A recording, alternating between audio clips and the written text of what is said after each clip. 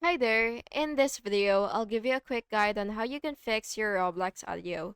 So, the first thing that you will have to do is check your device volume and mute settings. So, uh, make sure that you've already fixed your mobiles or your PC's volume. So, once you've ensured that your volume settings on your device is okay, you will just have to go to your you have to launch your Roblox game. So, for example, this game, I would want to play this game. So, what you will have to do is go to your game and then you will click this Roblox icon right here. And what you will do is click settings and then you will scroll down a little until you see volume and then you will basically just adjust it to your liking.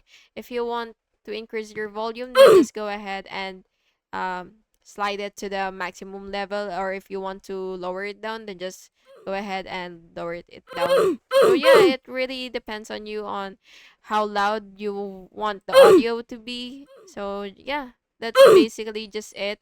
And by the way, you could also restart your Roblox if the audio doesn't work.